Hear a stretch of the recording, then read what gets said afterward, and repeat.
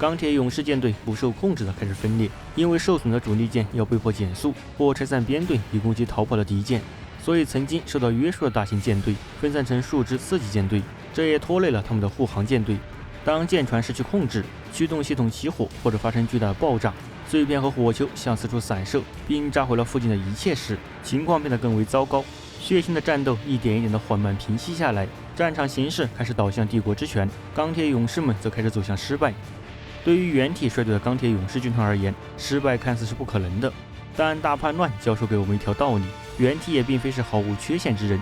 也许佩图拉伯没有预料到帝国之权的防范，也许他被仇恨和复仇蒙蔽了双眼，也许原体是看到一条成功之路，而且并不在意自己的军团要为此付出惨重的伤亡。也许是在实力相当的新一战士军团们自相残杀时，哪怕最微不足道的外部因素也能意外的使某一方取胜。我们也不能低估普罗克斯的记忆，因为就像有些凡人的思维能力可以匹敌甚至超越星际战士那样，也有极少数星际战士的能力可以触及甚至可能是超越了基因原体。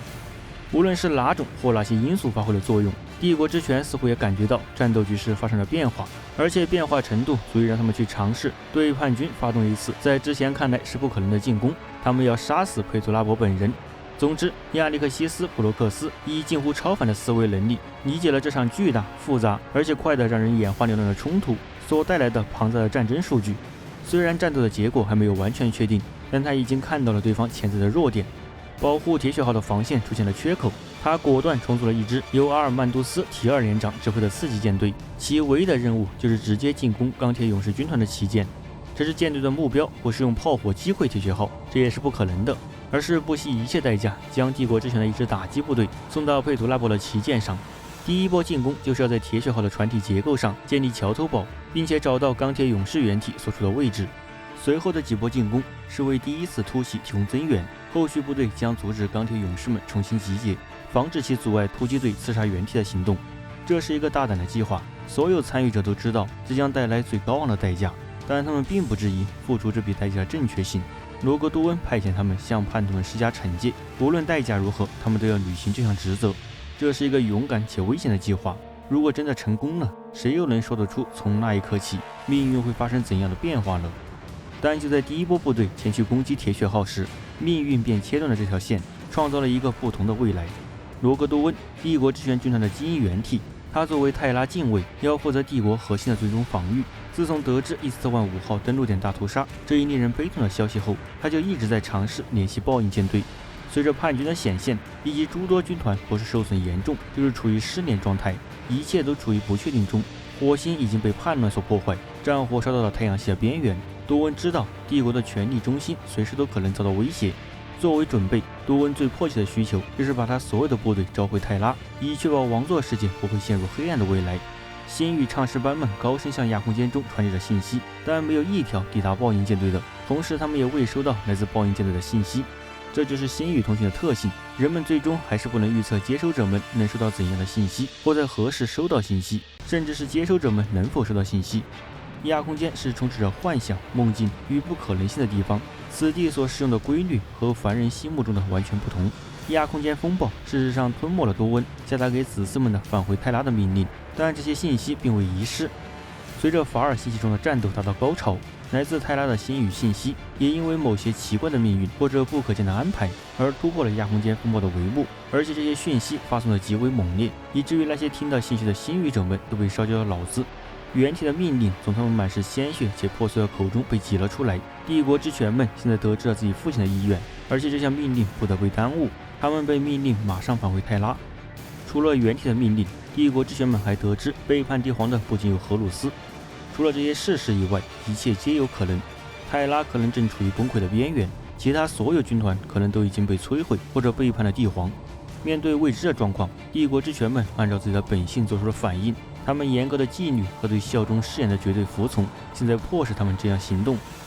他们毫无质疑地遵循了命令。帝国之权舰队开始撤出战斗。在多恩的消息抵达后，亚空间风暴中出现了一条平静的狭窄通道。帝国之权战舰一艘接一艘地向着通道飞驰而去，他们分阶段地从战斗中撤离。最先脱离战斗的是那些速度最快的舰船，还有就是那些因为战争形势改变而暂时无法执行近距离作战任务的舰船。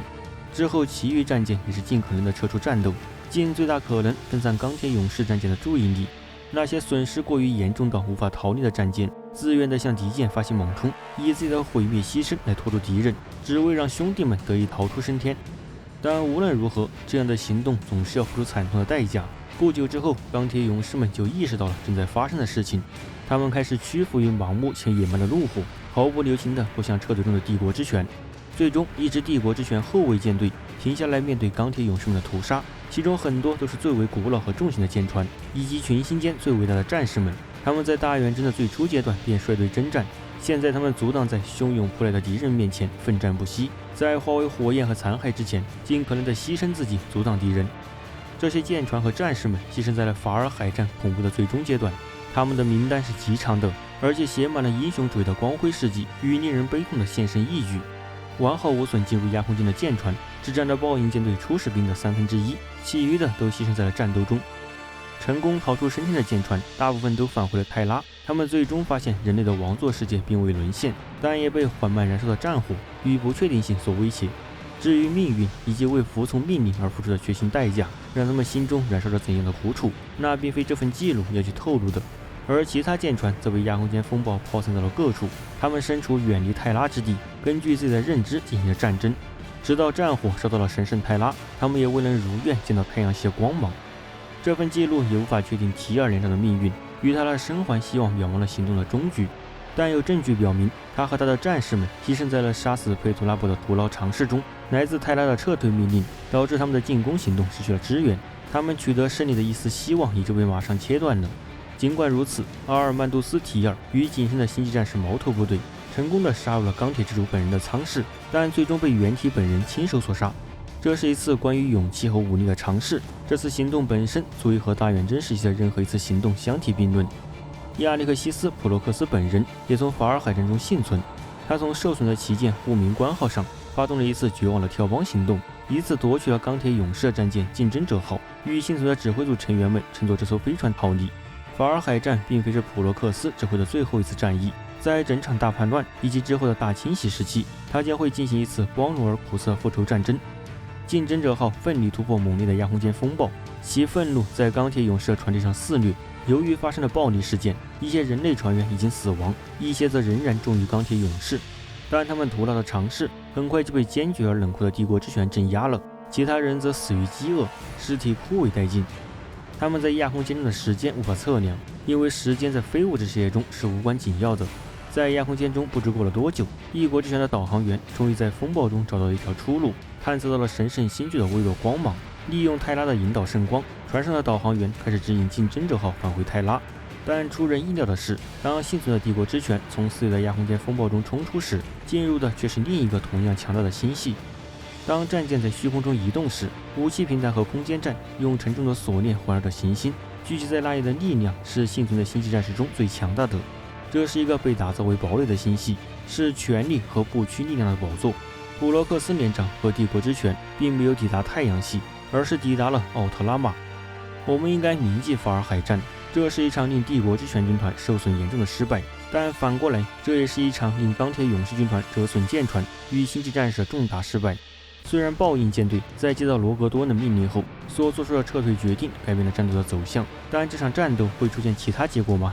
帝国之拳的天性使得他们不会做出其他回应，这反过来又揭示了一种神秘且骇人的可能。在如此强大的亚空间风暴影响下，多恩的信息可能并非是偶然抵达了豹鹰舰队处，而是受到了荷鲁斯及其盟友意志的左右，或者是受到了那些令战帅成为自己傀儡的黑暗力量的支配。